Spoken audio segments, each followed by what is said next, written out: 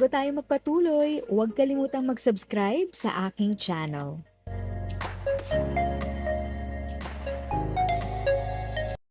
Thank you sa pag-click ng aking video. Good day po sa lahat ng mga nanonood. Sa mga bagong viewers at napadaan lang, by the way, I'm Tita Eda. Welcome to my channel. Ang channel na maghahatid sa iyo ng dagdag kaalaman tungkol sa government services, bagong mga balita at informative videos na galing sa legit na resources. Mag-subscribe na para updated ka. Maaari nang makakuha ng hanggang 20,000 na halaga ng medisina kada taon ang mga miyembro ng Philippine Health Insurance Corporation, PhilHealth.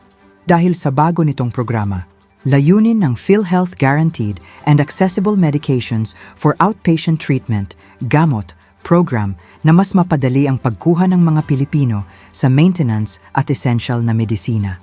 Saklaw nito ang 75 uri ng gamot para sa karaniwang sakit tulad ng mga impeksyon, asthma, and chronic obstructive pulmonary disease, COPD, diabetes, high cholesterol, alta presyon, at iba pang sakit sa puso at nervous system. Nagsimula ito noong Agosto 21 at ipinatutupad na sa buong bansa bilang bahagi ng Your Consulta and Access Point, YAKAP program ng PhilHealth. Ang tanong, paano nga ba kumuha nito? Lahat ng aktibong miyembro ng PhilHealth na nakarehistro sa isang YAKAP clinic lamang ay kwalipikado para rito. Kinakailangang may reseta na may Unique Prescription Security Code, UPSC, mula sa doktor. Bukod doon, kailangan din magdala ng valid government-issued ID para makuha ang mga gamot sa anumang gamot facilities. Proseso, kailangan magrehistro o maglogin sa eGovPH app o sa PhilHealth member portal at piliin ang isang YAKAP clinic bilang iyong primary care access point.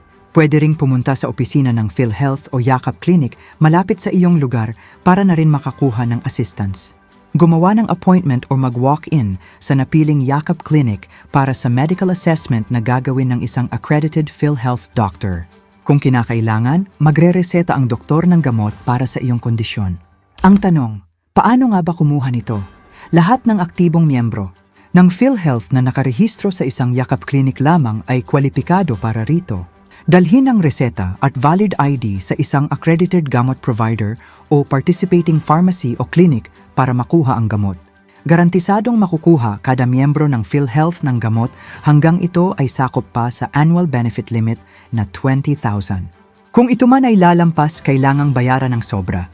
Para sa medisinang pang-maintenance, sundin ang itinakdang schedule bago bumalik sa YAKAP Clinic para sa periodic checkups at bagong reseta kapag kailangan na ng refill. Ang mga sumusunod ay ang mga accredited gamot facilities sa Metro Manila. PharmGen Ventures Corp. Generica Drugstore na may branches sa Las Piñas City, Taguig City, Pasig City, Muntinlupa City, Pasay City, Malabon City, Parañaque City, Navotas City at Quezon City. CJD Medical Depot Inc. na may branches sa Parañaque City, Manila, Makati City, Las Piñas City, Quezon City, Marikina City at Taguig City.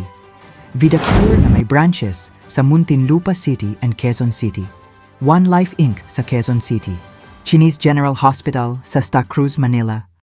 If sa tingin mo, natulungan ka ng video ko na ito, nakasave ka sa oras mo, you can click yung thanks button at any amount ay malaking help sa pag-grow ng channel ko. Yun lang po muna ang aking update. Sana ay nakatulong na dagdag kaalaman ang aking shinare today. Ang goal ng aking channel ay mag-create ng awareness. Kung ganitong mga topic ang gusto mo, panoorin mo ang mga videos ko na ito.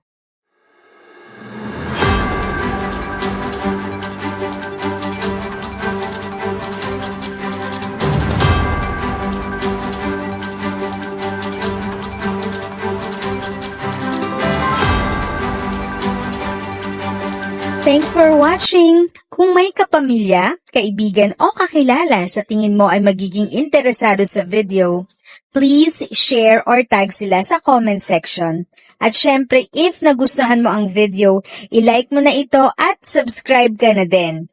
As always, feel free to write your questions, comments, and opinions respectfully. And continue to be a blessing and stay safe!